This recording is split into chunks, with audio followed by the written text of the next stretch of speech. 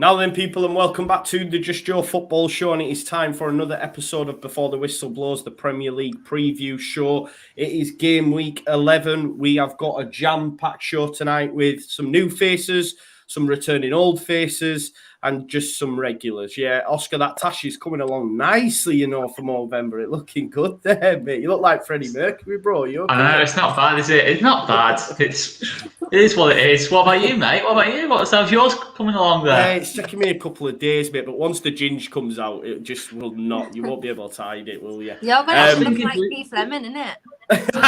Yeah. It's not a good look. It's not a good look. Debutant, Jan, City fan. How are you? All right? Yeah, I'm good. How are you? Yeah, good. You looking forward to the derby at the weekend? Nah, I hate the derby. I hate derby day. Yeah, no, it's not nice. I hate it. Really hate it. Mad one, innit? It's a mad one. Surely you'll pepper them with Ole Gunnar Solskjaer still in charge, I reckon. I'm hoping anyway, because they've got nowhere to turn now that Conte has rocked up at Spurs. So it's like, what are they going to do? OGS till the end of the season. He's at the wheel. Love it. Love it. Right. Okay. Kendall, you're back as well. We haven't seen you for a while. How's things? Big news. Big news just coming out. We're a little bit late on the stream, aren't we? Because it could have broke on the stream. But yeah, I'm good. Thank you. It's nice to be back. I feel like I haven't been on here for seeing you guys for ages. So yeah, it's nice to be back. No, it's all them. Sorry to do this. It's all them Sky and Beat. I was going to say that. It's all them appearances on Top TV. Nah, great work. Corey, I'm going to have to come to you, mate, because you do look really, really annoyed there. And people will be worrying about you in the chat as they always do. I'm fine. You know me. We just crack on. Yeah. It's just tough, isn't it? You know, you win 5-6 games on the bounce, you don't concede goals, and then you concede 2, and it's the end of the world. But I think we might confirm qualification out of the group tonight. And yeah, it was just stressful, mate. It was just so stressful. Like, I think even in the last game, there were just moments where I was like, that's not West Ham. And even this game, first half, it was exactly the same. And fair play to us. We obviously turned up in the second and we looked really good. But yeah, it was just, I don't know, mate. I don't know. Just didn't expect it. Honestly. We'll get into it and break down if you want. But it's just, for me, having not done my breakdown, I'm like still a bit, you know when you do your post match and you just kind of let it all out. You're like, right, I've done that. Yeah. But I haven't done mine, so I kind of like on the edge a little bit. See, that's dedication, mate. That's dedication coming straight on here. You're a legend, mate. But like, you know, it must be so hard, like not getting beat for 5 games on the trot and then playing in Europe and getting a point away from home. I mean, that must be so hard, Corey. How things have changed, mate. Do you know but that's worrying, isn't it? That's so worrying. Literally, if we were playing like we did when I first did YouTube, I'd have been like, yeah, all right, fair enough. It's just great to get a point. Now look at me. I'm ungrateful. That's what it's turning into. But we should just accept it, really. We got a massive game on Sunday. So I am buzzing for that in all seriousness. So we'll get on I've got some stats as well. I've done a bit of homework about your form after European games as well, mate. So we'll have a little. I'm going on Grizz's channel on Saturday. So I'm try and hash it out a little bit because I've heard he wants this game. Like he thinks we're big time. So fingers crossed. Yeah, I did the preview with him before Atleti yesterday, and he was very much in the wants to be strong for West Ham at the weekend camp. So yeah, good luck on there. Great. Kendall, let's start with you then. Actually, Henry, I haven't said hello to you, mate. How rude of me. How's things, Henry? Yeah, they're all right. How are you? Yeah, good.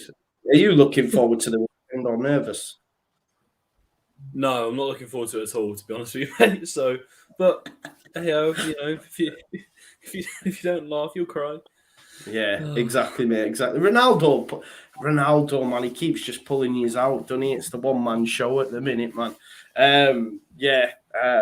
Did you see how the reaction from Rio, man? I was embarrassed for him, you know, in the BT studio when he was going, that's what he does! That's what he does! And then you just seen Scholes like that. No, I'm not. But I mean, Scholes can't talk really at the minute anyway, can he? With how he's been behaving, to be fair. But less said about that, the better. But let's go to you, Kendall. Then first of all, obviously, breaking news: Eddie Howe is now confirmed as Newcastle manager. What are your initial thoughts? I've had a good few days to mull this over. Well, good few weeks, if you will. My initial thoughts are fine. Absolutely fine. Not my first choice, probably not my fifth, but this is beggars can't be choosers, and we are pretty much absolute peasants right now. So we can't pick and choose who we would like. So Eddie Howe's fine for me. I thought he did really, really well at Bournemouth for a long period of time, and if I remember rightly, I'm sure they went down that season where goal line technology didn't work for Aston Villa, or did work for Aston Villa, I think. Anyways, regardless, should probably never have gone down because he played all right football that year, just defensively weren't fantastic. I think he'll be fine. He's pretty knowledgeable about football, very passionate about the game, and it is what it is at this point. I would have preferred Emery, obviously, but that didn't happen. He wasn't happy with the way the club had leaked information prior to the Champions League game because he thought that wasn't right, and I agree with him. I don't think that should have happened. And we didn't get him. So yeah, we'll just have to back him now because that's all we can do at this point in time. We're still a little bit in limbo. We're still 19th in the table. We're still without a win. So we absolutely have to back him no matter what. I'm hoping he'll be in the dugout for Saturday, but it doesn't look likely. It's probably going to be Brentford at home, which will be nice because then he'll have his first game at St James's Park, which will be nice. He might be there on Saturday. I don't know. To be honest, he wouldn't really need to move that far, would he, from Bournemouth to Brighton? It's not that far. But yeah, he'll obviously have to come to training, so it seems a bit loop-de-loop. But other than that, yeah, my only issue is that could have been done weeks ago because he was interviewed under Mike Ashley for the managerial position then. And if this was the direction we were going to go in, then in my opinion, it should have been done 3 weeks ago. I know it's obviously because everyone else has said no, that they've interviewed or they haven't been happy with, because they interviewed Fonseca, obviously weren't happy with him because he was quite up for the job. Obviously Emery has decided to stay at Villarreal, and now we're back to Howe. So yeah, that's all we can do is back him, and we're a little bit in a better position now than we were, yesterday. So it is what it is, I guess. Does it worry you? Like, obviously, behind the scenes, things might not be as rosy as you would initially hope coming in with all this cash, because like you say, Emery's in the door, sort of. They moved training on Thursday to the afternoon so that they expect him to take training, and then obviously it falls through. Like, does it concern you that maybe there's non-football people sort of making the decisions, and therefore, like you say, it's been nearly a month now since they took control, and they've only just got Eddie in the door? Yeah, it does. Like, that was my initial thoughts. I thought, oh God, like, who was making the decisions here? But that's why we are desperate to get a director of football in that we haven't had under the whole of Mike Ashley, really. I mean, we had like Dennis Wise for like a short period of time, but like exactly Dennis Wise. And we've had Lee Charnley since then, who isn't a football man himself or anything to do with football. He's just a managing director. So we are desperate for a director of football, because then I think decisions will start running a little bit more smoothly, because as you say, it is non-football people making the decisions currently. I know the Rubens, who obviously previously owned QPR, are part of the consortium, so they have a little bit of knowledge of running a football club, but probably not to this extent and not with this much money. I know they're going to make mistakes, and we are patient, we're realistic, because they haven't owned a football club before. There's going to be mistakes made before things go right, especially with the position that we're in. They haven't taken over West Ham, for example, who are in Europe and stuff like that. We're literally back fighting relegation at the moment, and we still haven't won this season. So there is going to be mistakes before anything goes right at this point, and we've just got to accept that at the moment. As long as the mistakes aren't detrimental to where we are right now, which they aren't at the moment, but obviously we'll see with the Howe appointment. But yeah, as long as they're not detrimental to us as a club, then we've just got to accept it before we can move on and be a force, I guess.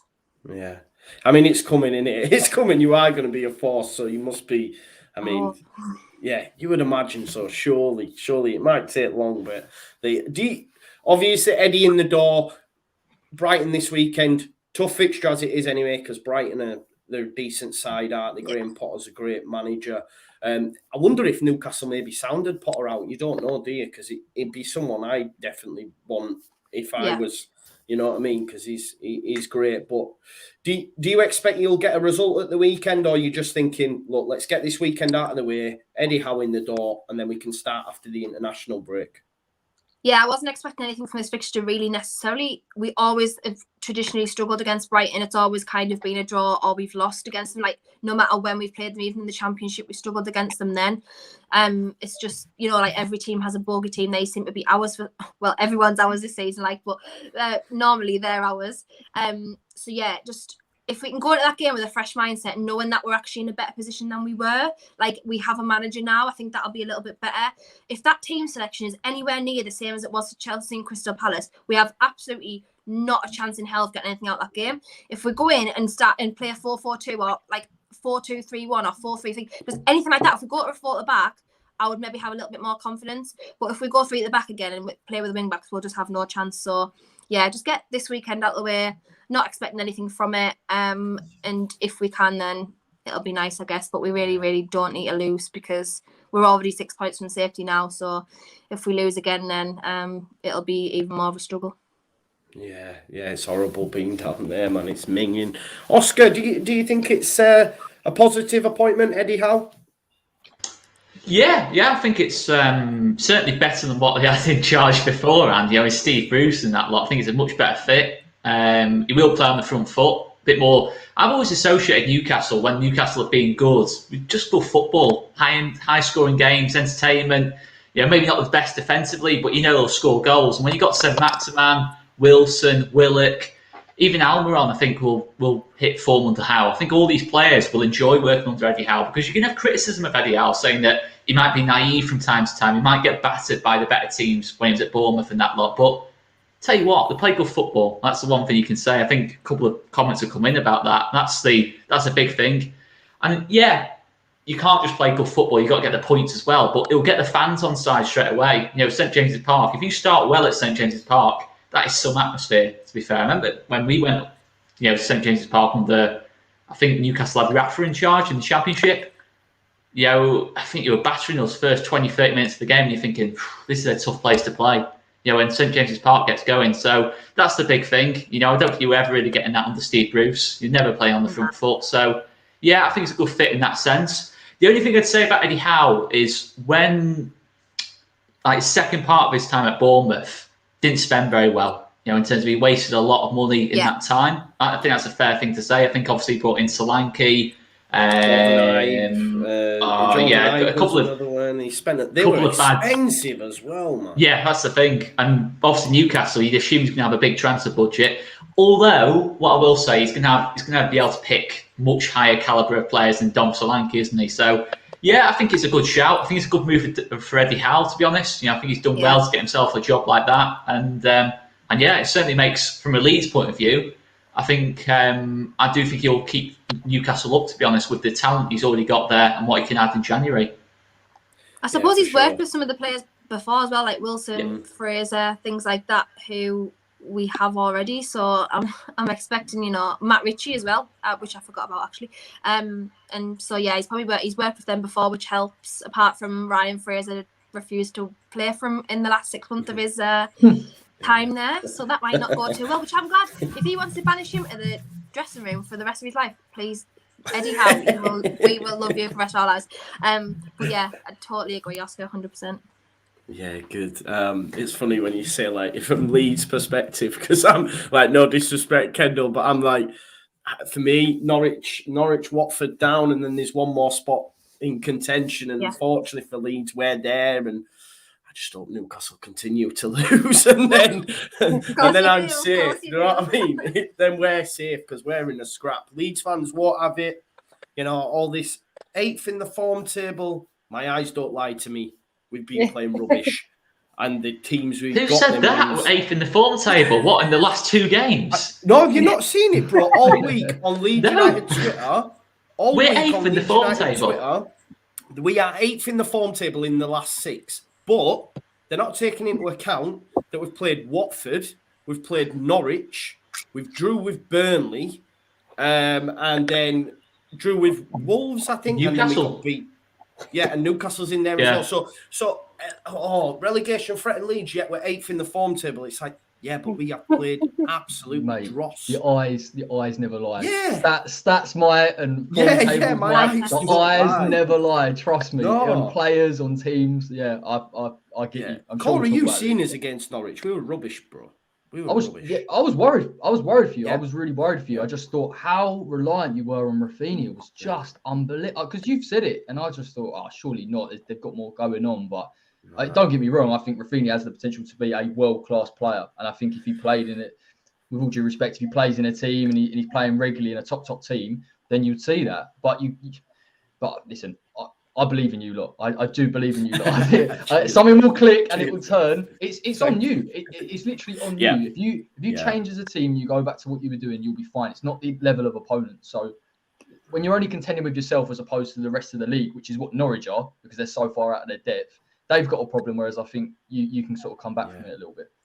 I'm convinced Norwich are going to break Derby's record this season, you know.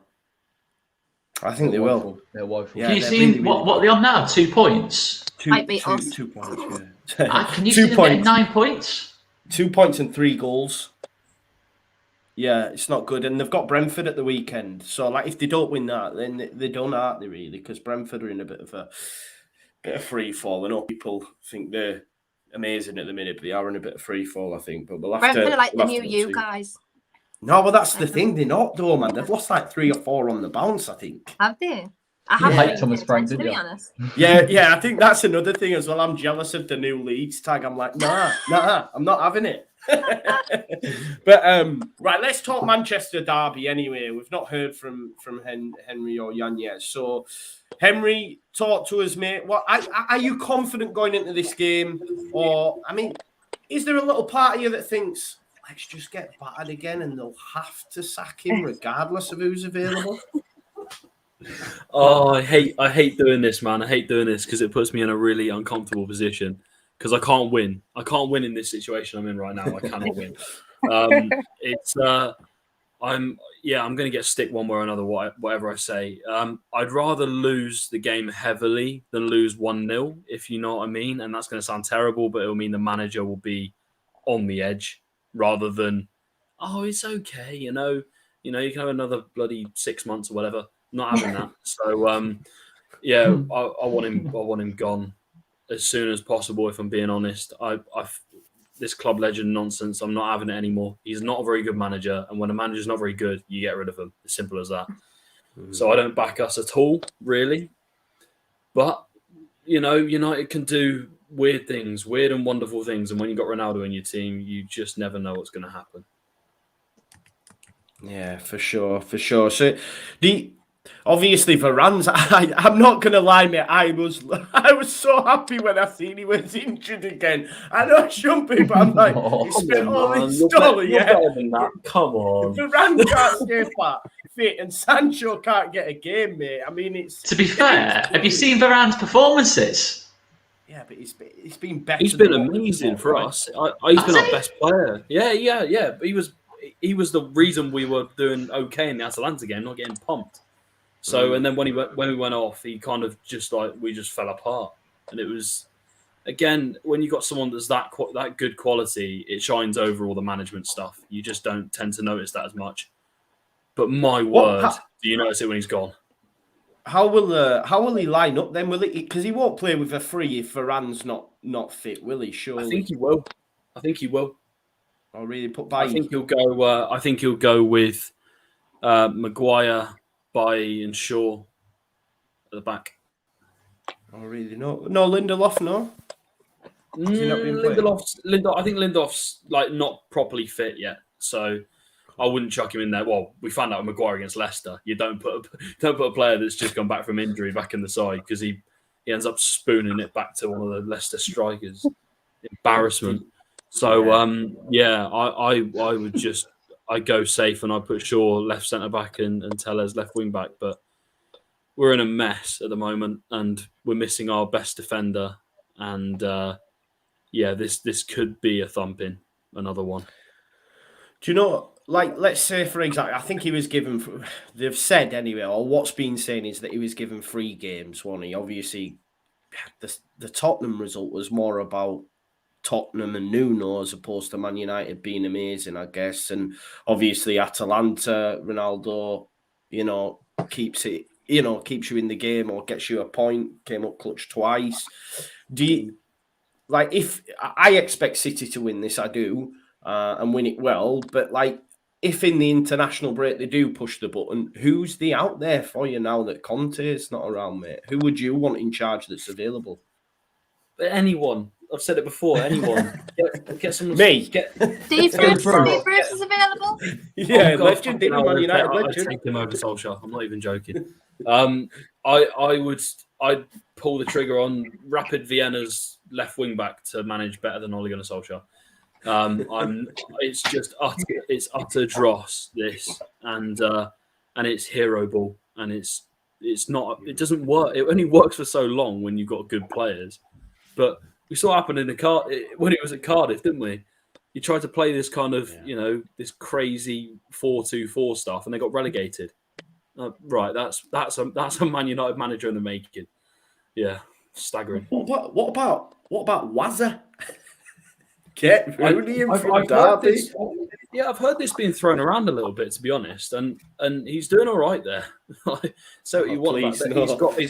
He's only been on free agents this summer, and they've had the 12-point deduction and everything, and they're again, I don't want ex-players as managers anymore. Forget it, because it means that there's an allegiance, and that really annoys me.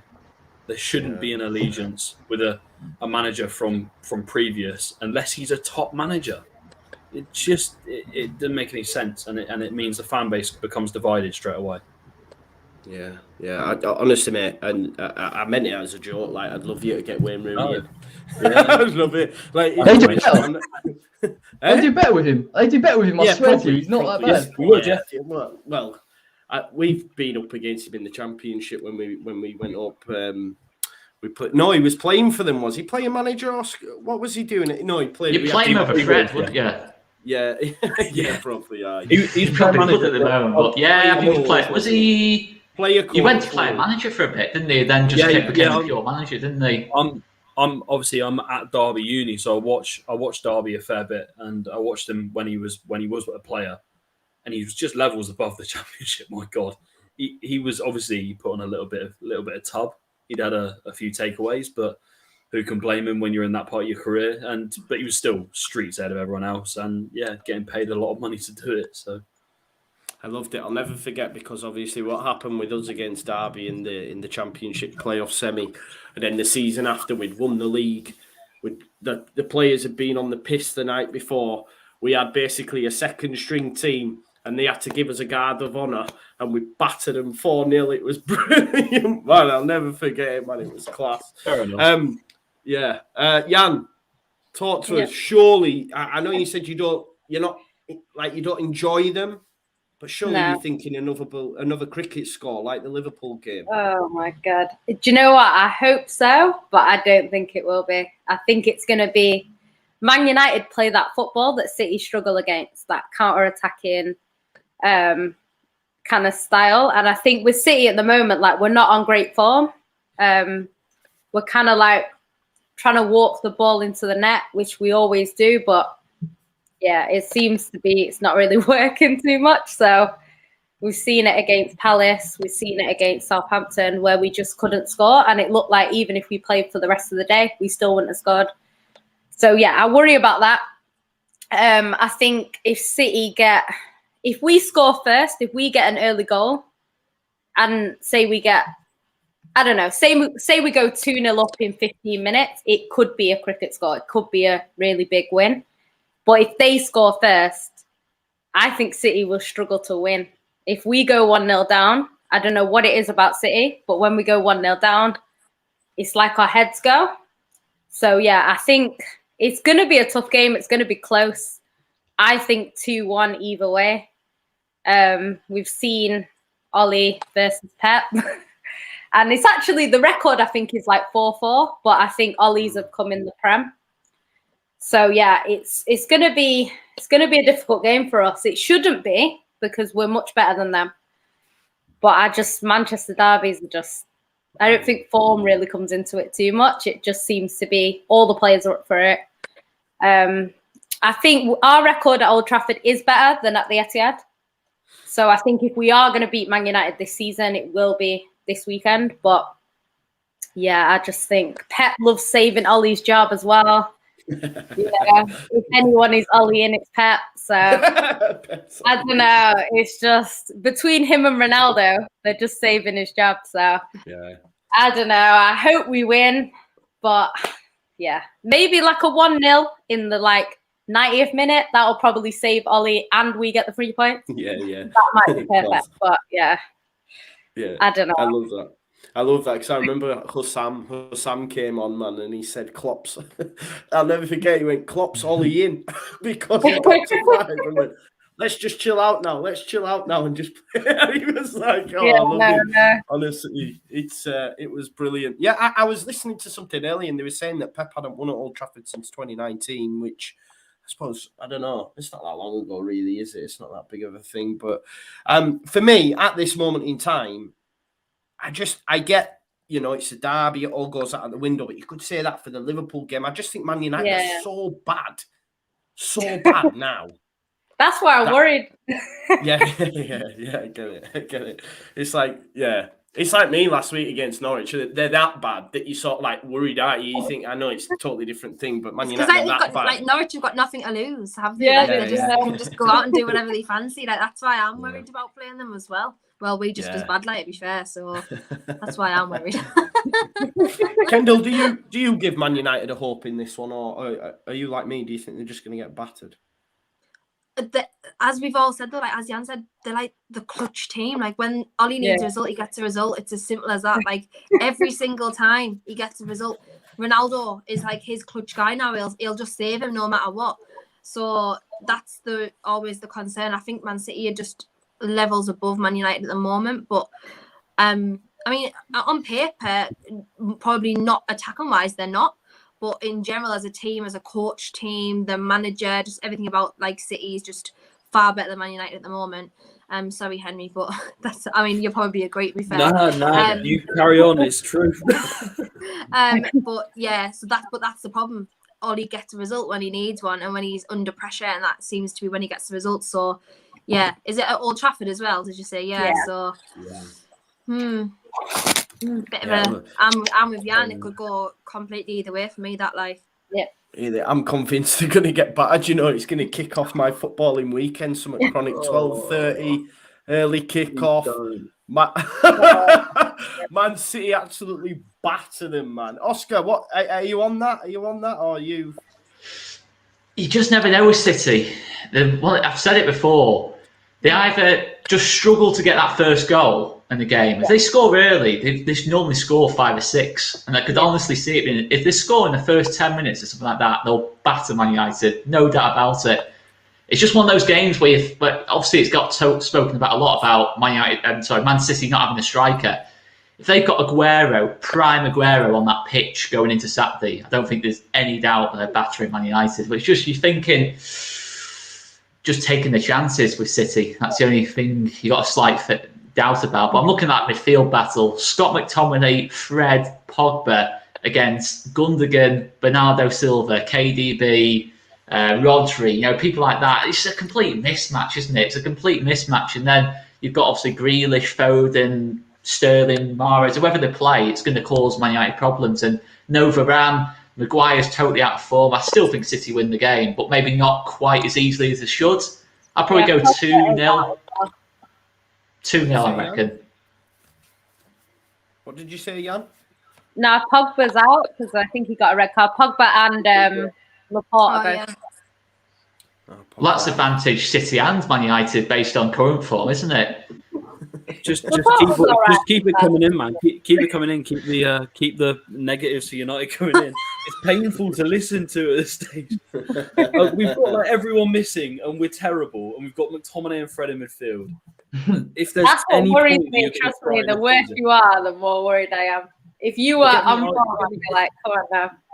Get me Isaac Hayden and Longstaff in midfield, and I take it over Fred and McTominay. Oh God, that is a reach, mate. That is a far reach.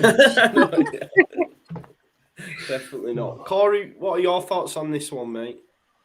I think City just kill them by possession, if I'm honest. I just think they absolutely crucify them. I think Pep will probably, like Klopp, take off the gas, and if they're 3-0 up, we'll just start cruising. I watched United. Ollie in, as long as he stays. Well, they're singing Ollie's at the wheel anyway every week, so long may it continue. But what I saw against Atalanta was horrific.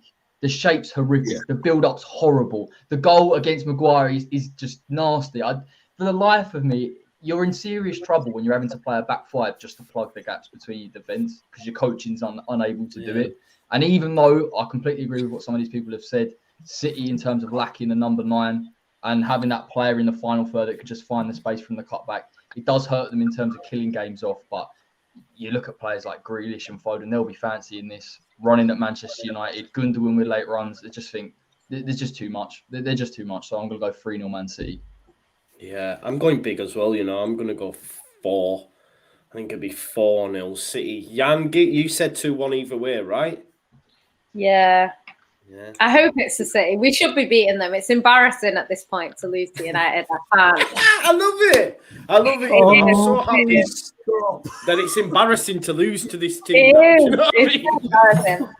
If City don't win, though, how many points behind Chelsea could they go? They could go quite a bit. There's a bit of pressure on City, though, going into this now. Yeah. I think City, I don't think we'll win the league if we continue like this. We'd probably need a similar season to last season where we go on 21 games unbeaten or whatever it was. So, yeah, I think we'd have to do something like that. I don't know if we're going to do it. But, yeah, we need to stay up there regardless of whether we win the league or not. So, yeah, we need to win. It's not a case of we can afford to draw. We need to go there to win. But, yeah, there's just something about United. They're just, like, crafty. And we're clearly much better than them, but we were last time. So, I don't know. Jan, what do you put that down to? Do you think it is just as simple as not having that number 9? And if you'd have got Kane, you'd be in like a totally different shape?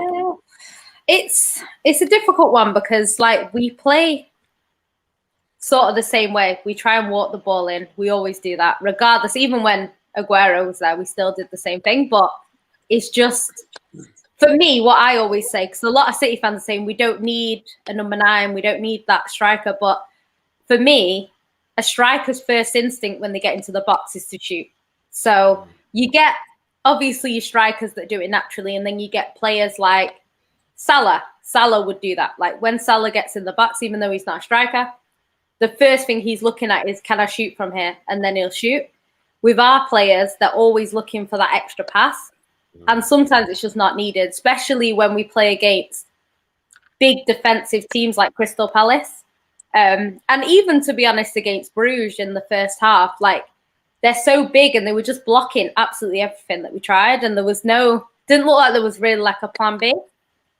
So I think if we try and do that against Man United and we don't get a goal, the longer it stays 0-0, the worse it gets for us. We need to score early, I think, and then they have to play differently, because what happened the last derby, we gave away a penalty in the first minute, so we already gave the game away before we even got a chance to get into it. And once that happened, United didn't need to attack us, so they kind of just defended and counter-attacked us. So yeah, we need to score early so that they have to come out, and then that gives us, a better chance of beating them. So we'll see what happens. Kendall, give us a score prediction for that one. Yeah, I'm totally on board with Jan. I think it'll be 2-1 either way. I don't think it's going to be a massive margin, in my opinion, just simply because I've said Man United get results when they need them. But City are just miles better than them at the moment. And they kind of need a win as well, because I think they're 5 points behind Chelsea. So, yeah, Man City absolutely need that win as well. Yeah, for sure. Fakiri here. Fakiri Offman's gone Man United 3, City 0. Is that where you're at, Henry? Are you confident? Well, here's the dilemma, right? I've got a problem. Do I go with my head or do I go with my heart? And at the moment, my head is telling me we're going to get absolutely battered. And my heart's telling me that we could get a nice little win. But we'll draw. It will be a 0 draw. There you go.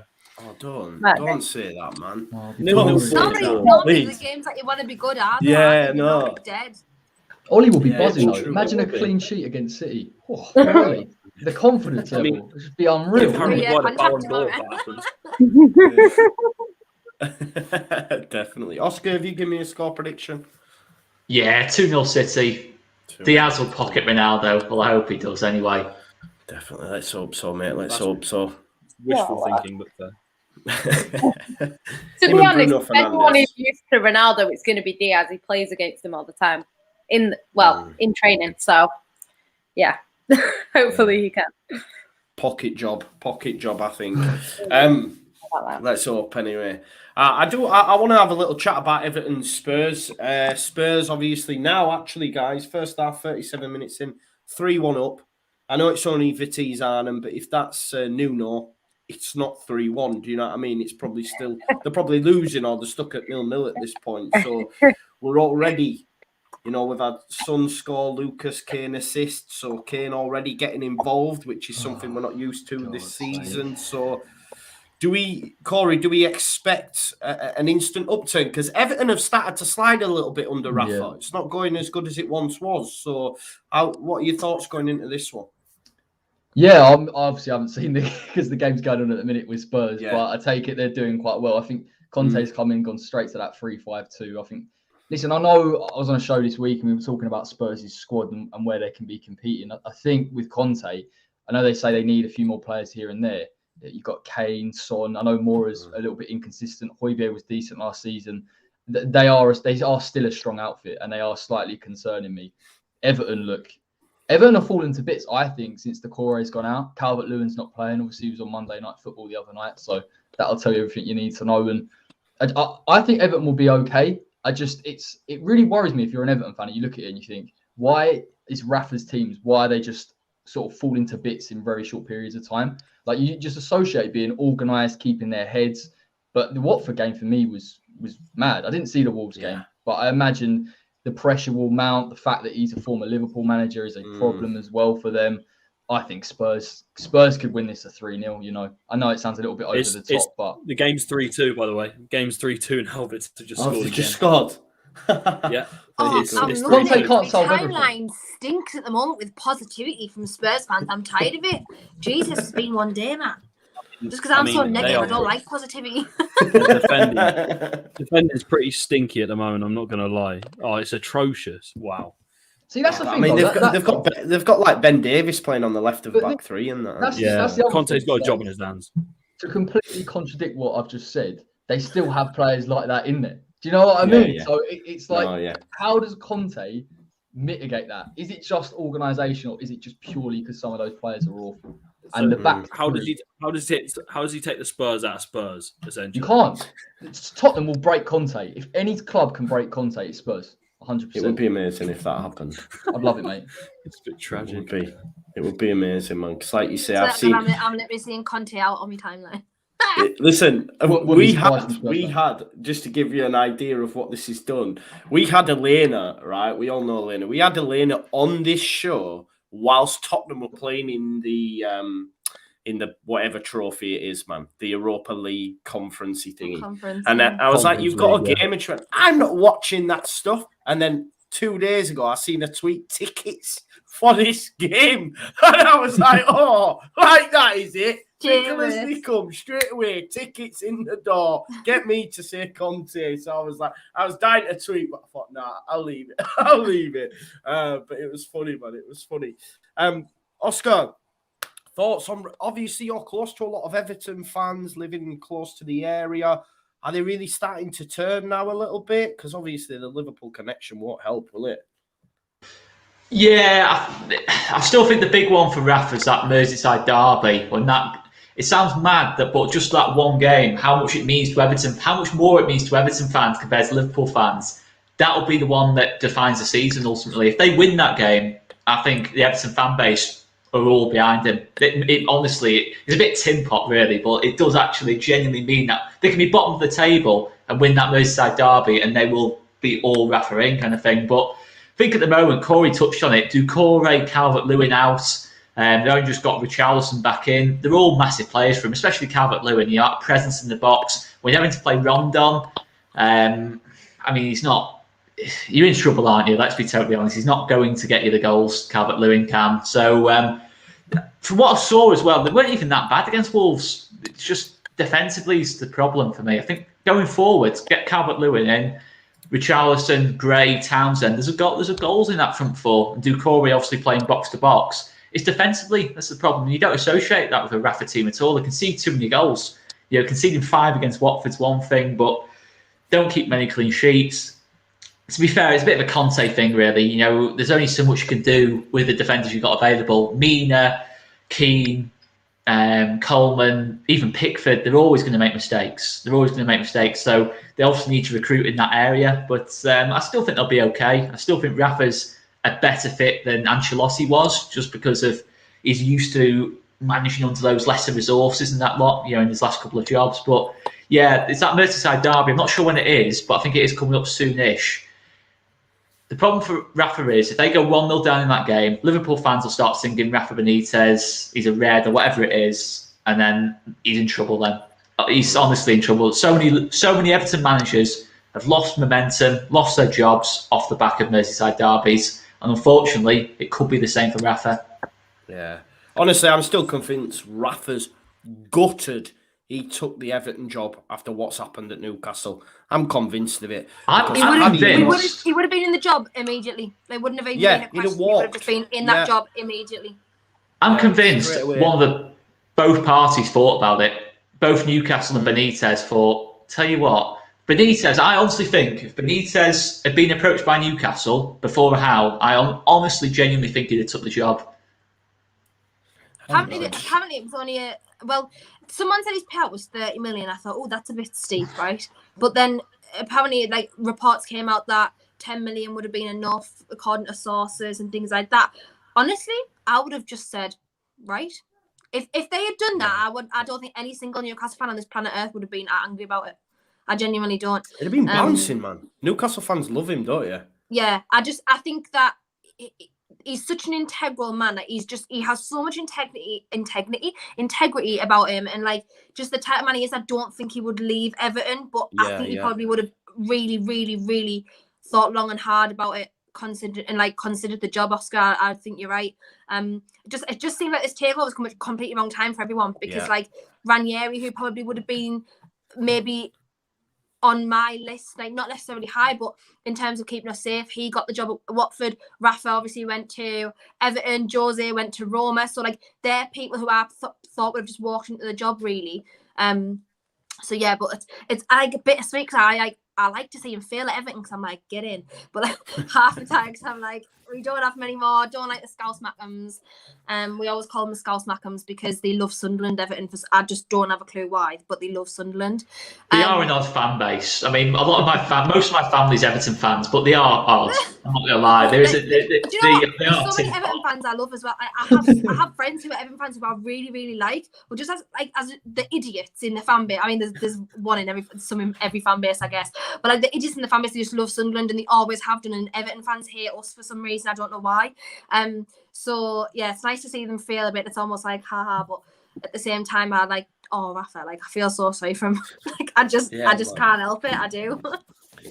Honestly, I'm convinced he goes to bed at night thinking, what have I done? What have I done? Like, I'm convinced of it.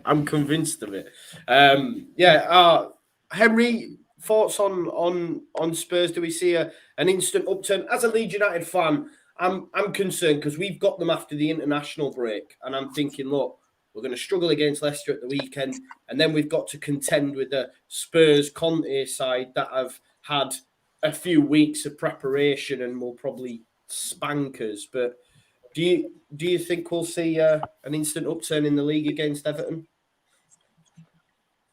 I'm not sure about instant because it's going to take a little bit of time to implement whatever Conte wants to do in that side.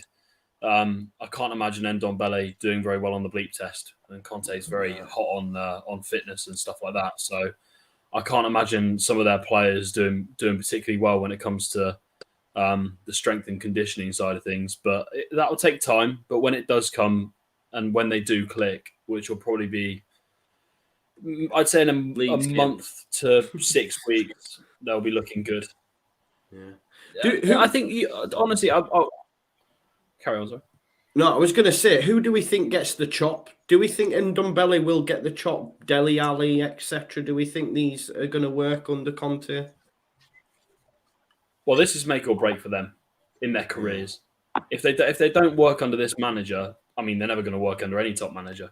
So they've got to pull their finger out and they've got to start, acting like top professionals, or else their career at the top level, top level in terms of Champions League and up in the top 4 of the league, that's over. That's done. They can forget about it if they're not going to work hard under this manager. This is one of the best managers you're ever going to get.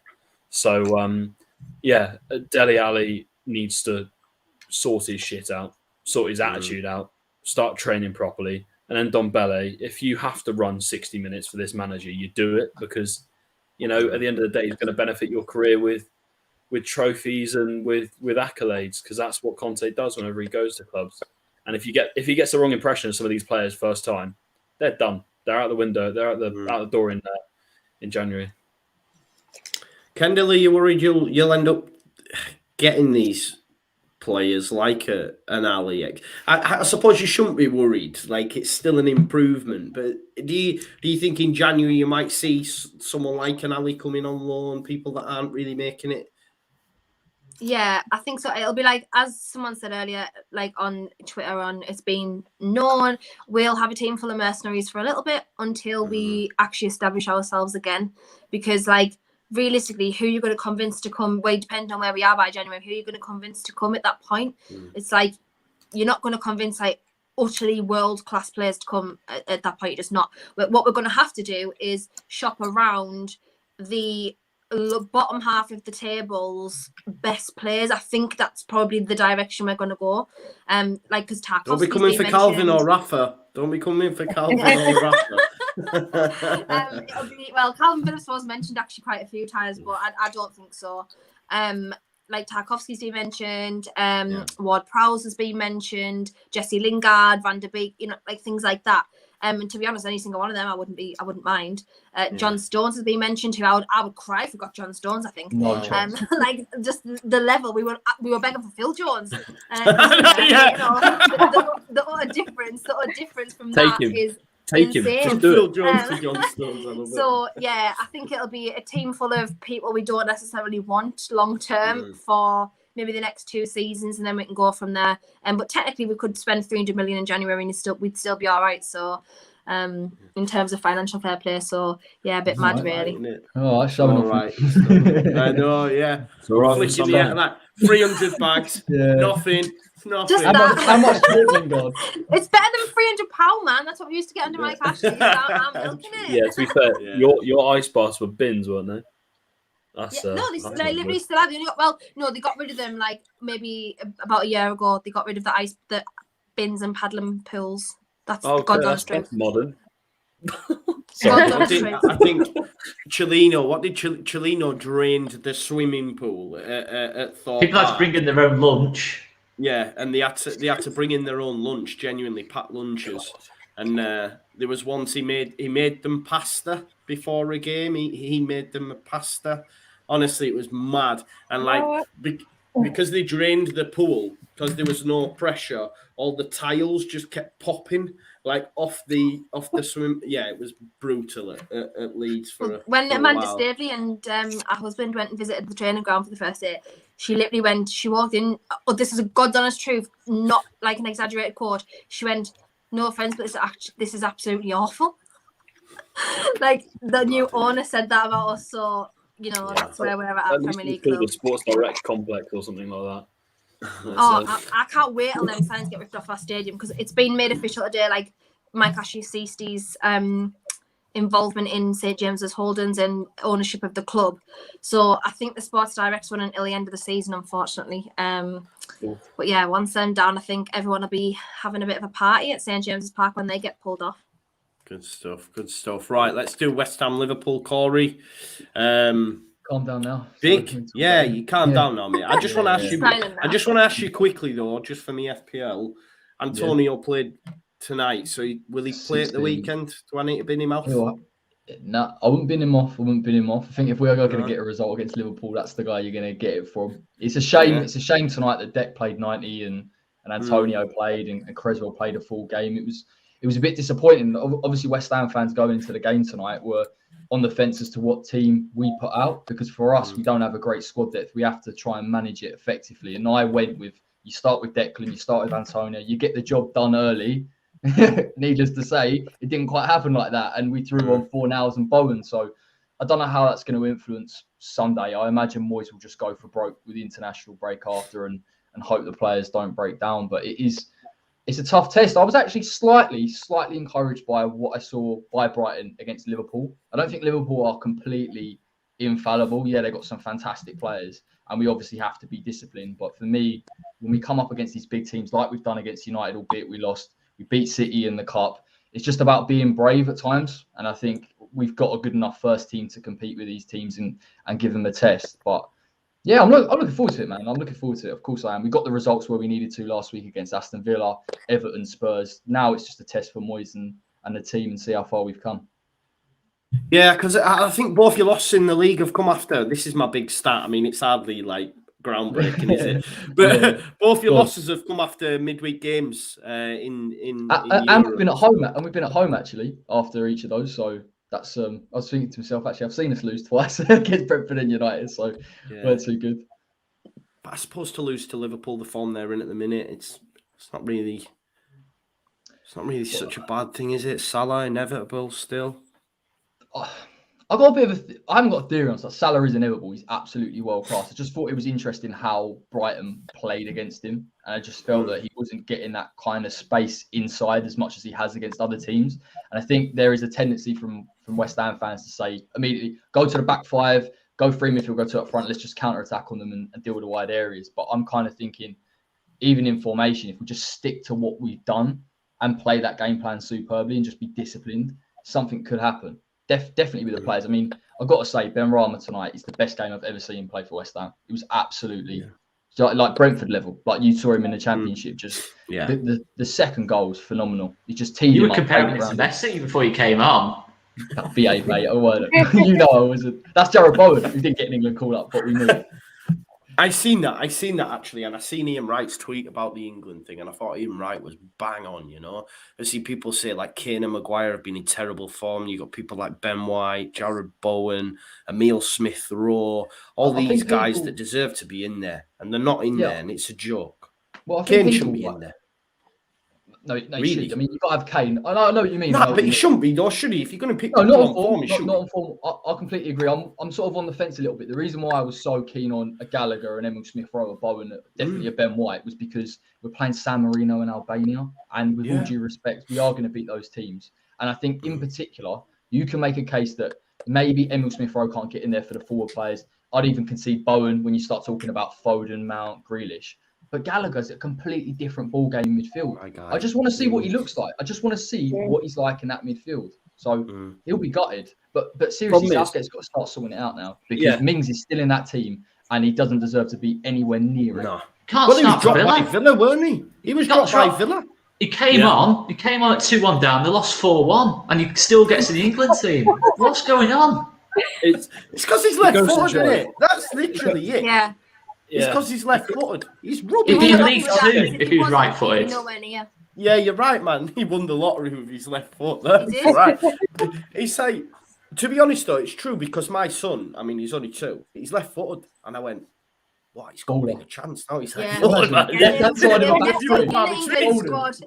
Yeah. We're doing a podcast in 20 years about Joe's son. Oh, look at this guy, man. He's left-footed. Whenever I see him use his right foot, I'm like, right, stop it. Go on. Right. Jan, Liverpool. I know I feel mad saying this, because I do feel like Chelsea are proper going under the radar. But do you think Liverpool are your biggest challengers for the title, or is it Chelsea?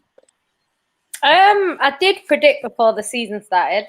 Kind of because we had such a good season last season, even though we only came out with 2 trophies. Sounds mad, only 2 trophies. But we got close to, all 4, which sounds crazy. Like we're literally 2 games away from winning everything. So yeah, it's crazy. But I think because of that, I thought we would always fall off a little bit. Plus, it is always harder to retain the league than it is to win it the first time. So I thought Chelsea would win it this season. Liverpool, it depends, because with Liverpool, everyone knows when they have their main starting 11, your Salahs, like Van Dijks, whoever they've got, in their starting 11, we know how good they are and we know that they can win the league. Their problems will be if anyone gets injured, because if Salah gets injured, it completely changes their chances. So if they can keep everyone fit, Liverpool, of course, are always going to be up there. City are always up there, regardless of how we play at the beginning, and Chelsea just look strong. Like, even without Lukaku, they're scoring a lot of goals now, which was their problem last season. And yeah, it looks like, obviously we beat them, but it doesn't look like any other team is getting close to beating them at the moment, apart from probably Brentford maybe came the closest so far. So yeah, I think right now I'd probably say I'd swing it more in Chelsea's favour just because of their squad. But Liverpool, if they stay fit, they'll be right up there at the end of the season. So I don't actually know yet. I think it's too early. I don't even know what we're going to do this season yet. So yeah, it's early days, but yeah, both of them, either or could win it. I think the top 3 will be us, Liverpool and Chelsea, and I think it could be in any order. Yeah, true. It's mad because the reactionary nature of football fans on Twitter, sometimes when I'm having a cigarette on an evening, there's always spaces on, so I'll just pop in while I'm at the back door. And I heard I do, right? Just have a listen. And I heard someone saying, like, Liverpool were done because, the squad and these injuries. And I was like, last week, they beat Man United 5-0, right? They're like unreal. They draw with Brighton, which Brighton are a good side. And then people are going to Twitter, they're done out here, man. They're not in a title race. And I'm like, these spaces are wild off. If Liverpool are done, I'm sorry. Yeah, exactly. This is what I'm saying. We should liquidate. If they're done, we should liquidate. Oh, yeah. Wow. Jan put it best, didn't he, when he said, not Jan, sorry, Hassam, when he said we need to have a discussion over whether Man United are in a relegation battle now that they're level with Arsenal or something. I love that. Thanks for that one, pal. I appreciate it. Thank you. Does anyone other than Corey back West Ham to get a win? I didn't even really back us at all. I'll take the point, mate. You never know. Yeah. No. Maybe. They rested a couple of players against Atleti yesterday. Fabinho and Thiago are obviously back. I think Fabinho's just unbelievable. I think what a player he is, and he's like the cog in their midfield, really. So West Ham have been playing really well though, like really, really well this season. They look so good. I really like their squad as well. It's not like full of massive superstars or anything. It's just really good, quality, solid squad. I wouldn't say it's impossible for them to get a result at all.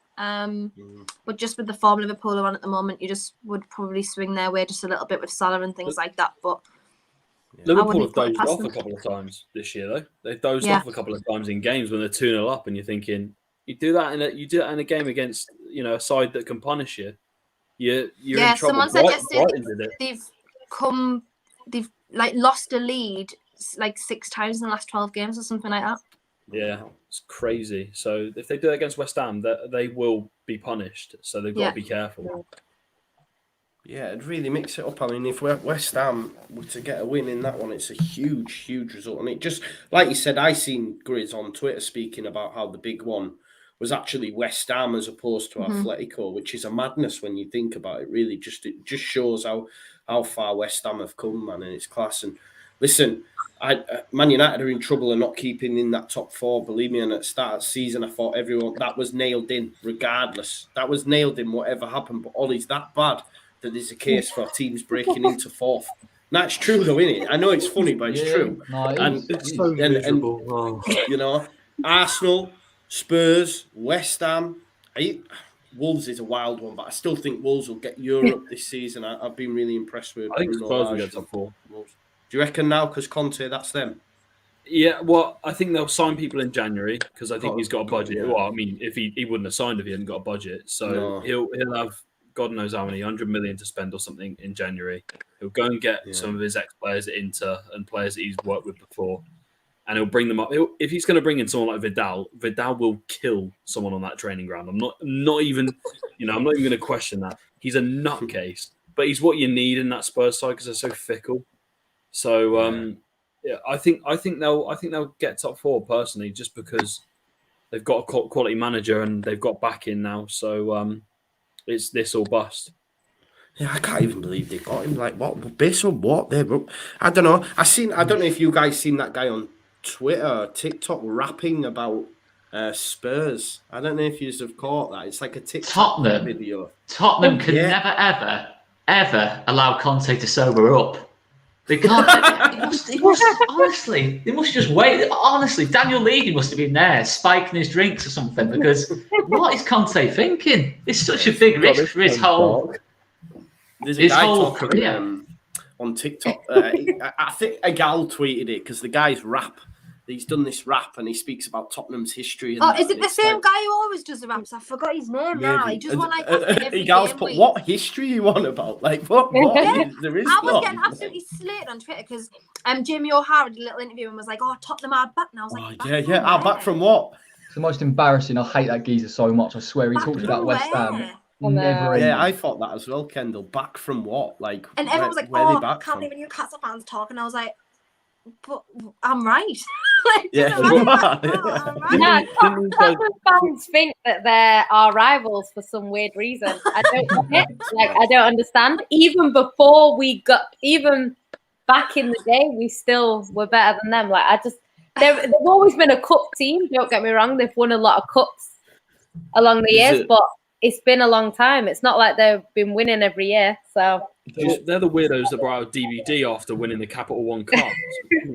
Well, listen to this, right? Just to give you a little quiz here for you, right? Jamie O'Hara, the Spurs legend that gets wheeled out.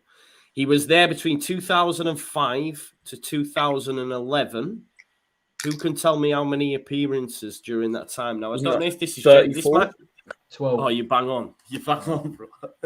34 appearances. 34? In 6 Sorry, years. I don't know how I know that, but I do. It's weird. I retweeted it. Now, this might be a Leeds fan on the wind up, but I mean, it did say 34. Maybe I'm wrong. I mean, someone check Wiki. It's true. 33, 34, 33. In that time. He made more appearances with Billericay than he did for Spurs. Yeah, 34 appearances, 2 goals. Yeah, that's a madness, innit? And he's like, "Oh, Spurs, come on now, Jamie." And I didn't even know that he decked a 15-year-old because he moved his hand away when he tried to shake his hand or something when he was at Billericay, which is such a Jamie O'Hara thing to do, that, isn't it? You have to guess who was it who did that. It's Jamie O'Hara's up there, isn't he? If you have to guess, such a shame.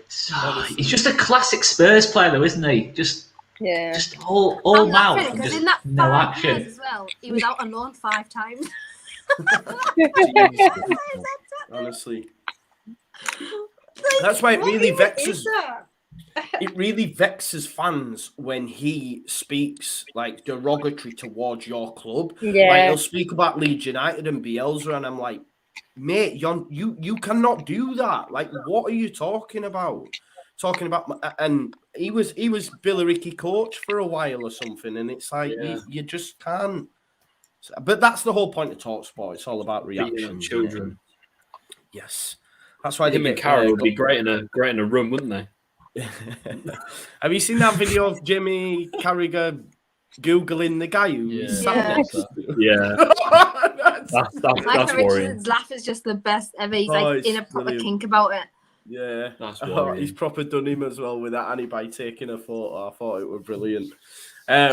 Right, before we finish, just a quick one on Leeds United, Leicester. Oscar, Leicester at the weekend. I can't lie, mate. I'm not looking forward to it. It's getting to the point where I'm not enjoying games at the minute because the performances have been that bad, and we face Leicester have had an up-down start to the season, but I just worry the likes of Vardy, Iheanacho,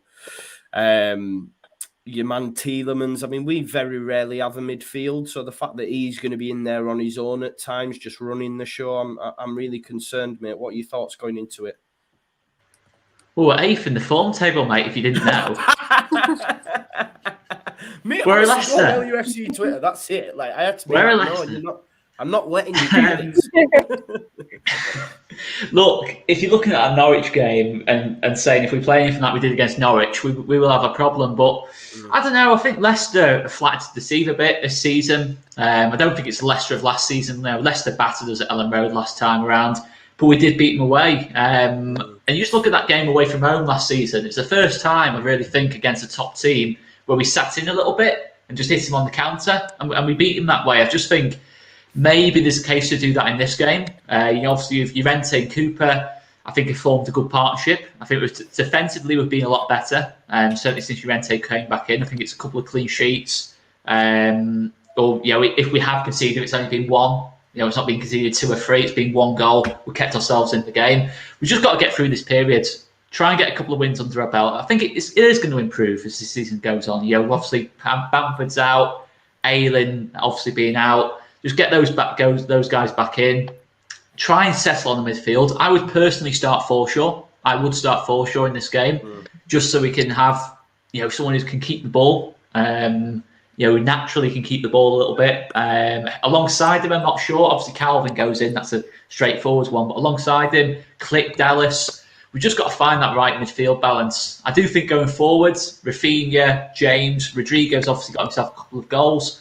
I do think we can cause Leicester problems. I don't think defensively they've been anywhere near as good. So Youngchu's making all sorts of mistakes at this moment in time. Obviously, if they do play a back 3, he tends to play on the left of it, so he'll be up against Rafa. So there's positives. I don't think they're as good as Wolves, and we gave Wolves a really good game 2 weeks ago. We battered Wolves, to be honest, in that second half. So no, I'm not. I think the big thing is we won that game last weekend. Going into that game against Leicester, we'll hopefully still be above the relegation zone.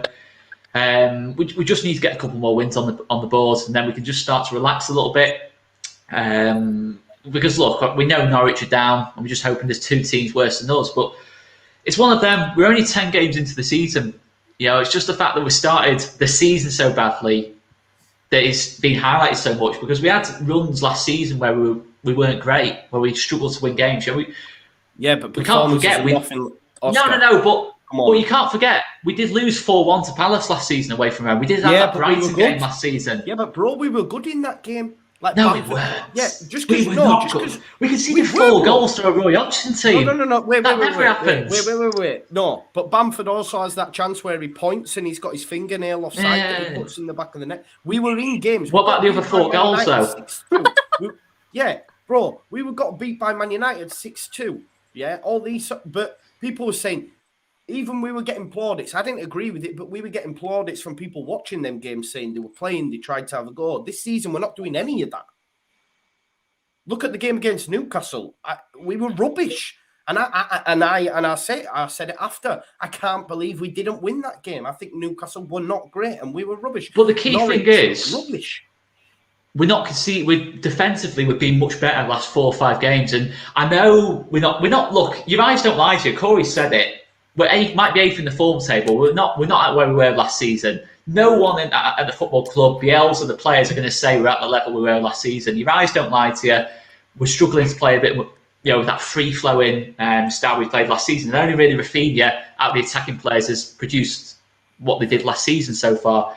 But the key thing is, we are keeping it quite tight at the back. We have found, a centre-back pairing that's working for us. Obviously, Meslier, keeps us in games, and I do think there's the basis now to build from, because that was the issue. Start of the season, we gave ourselves no chance. That second half against Man United, second half against Liverpool, West Ham, that second half, we give ourselves no chance when we're conceding cheap goals. But Llorente's back in there. Coops, I think, is playing a lot better.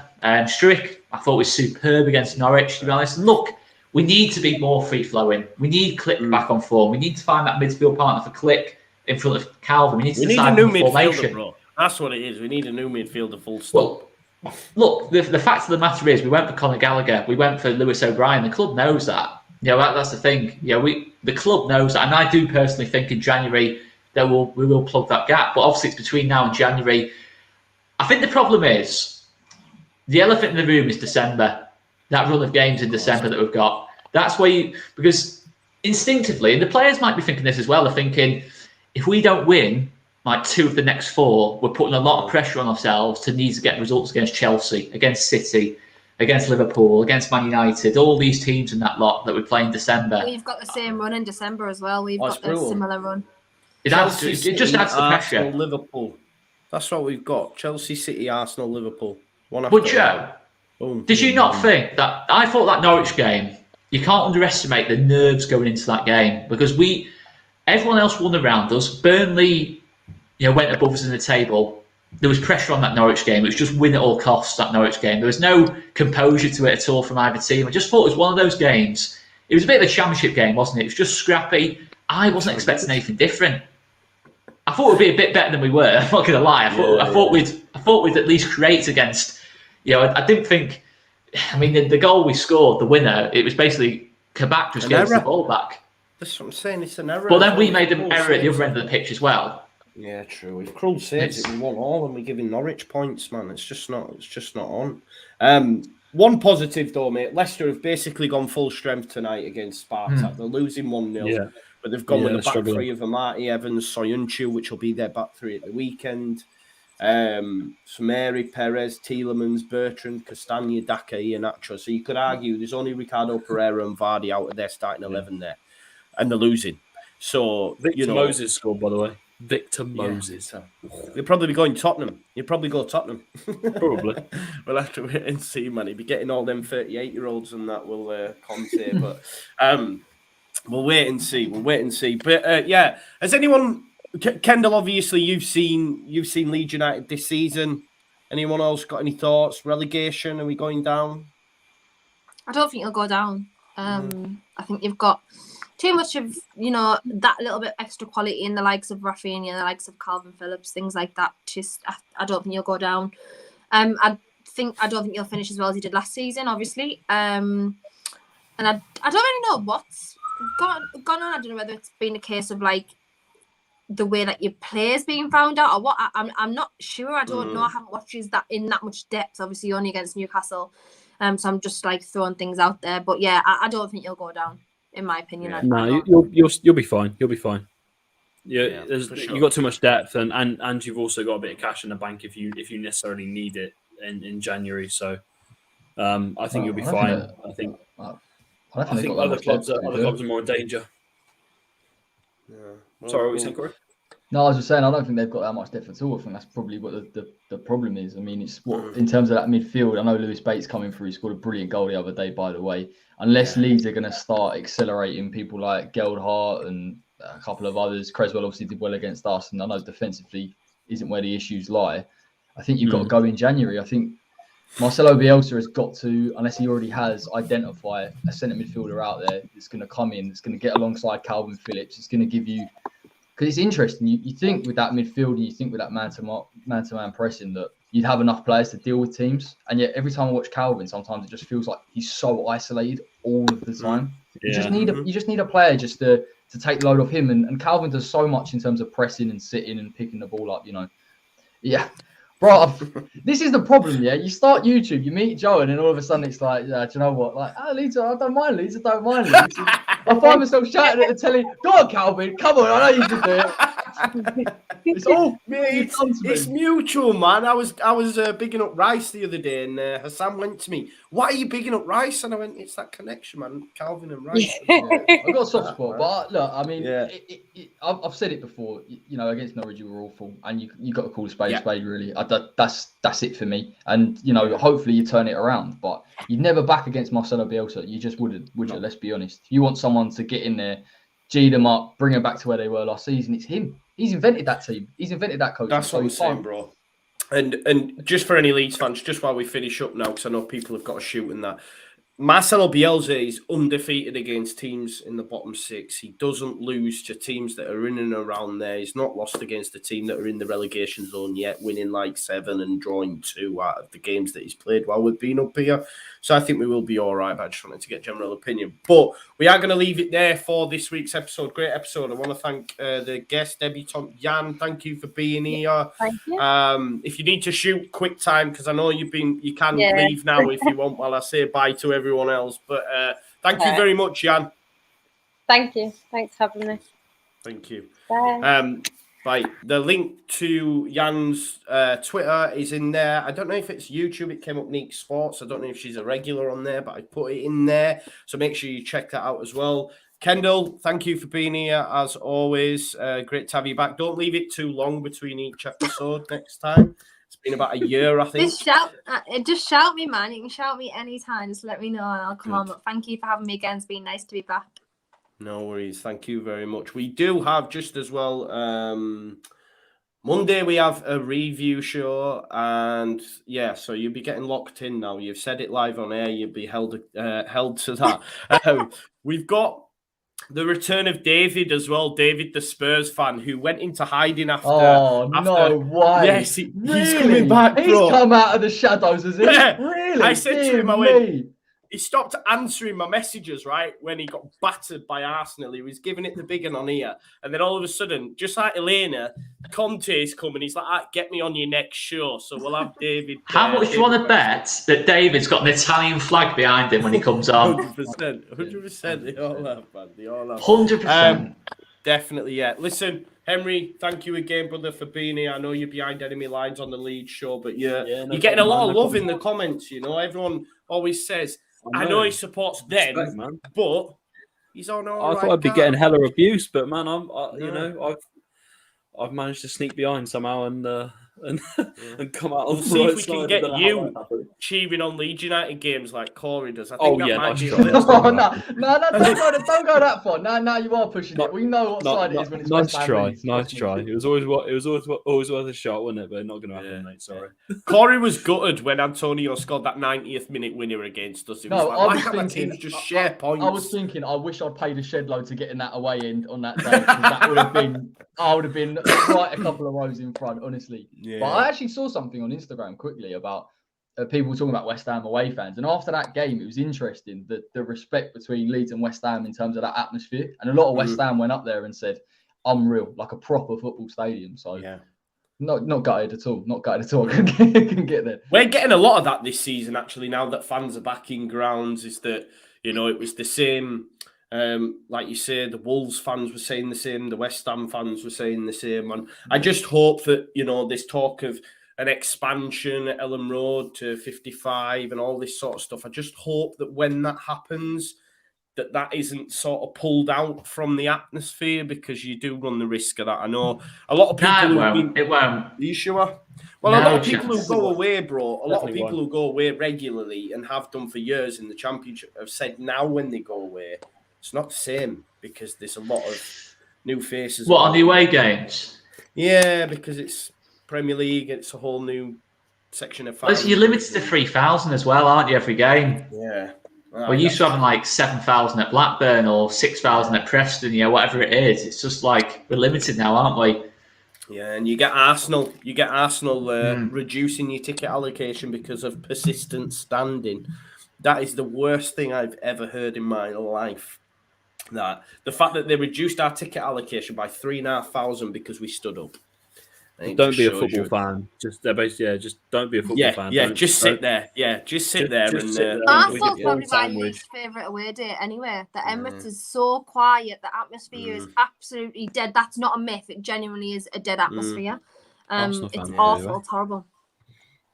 Yeah, I know. It's bad. Anyway, we're supposed to end 5 minutes ago. I'm so bad at this, but I am getting better at trying to keep things on track so that we don't run for ages. Make sure you check out everyone's channels. As I said, they are all in the description. Like this video on the way out. Make sure you join us on Monday. We'll be reviewing the weekend's games. And then on Thursday's episode, we'll be doing a team of the season so far with a number of guests, whoever can come on. So thank you for being here and have an amazing weekend, folks. And we're going to leave it there. Peace.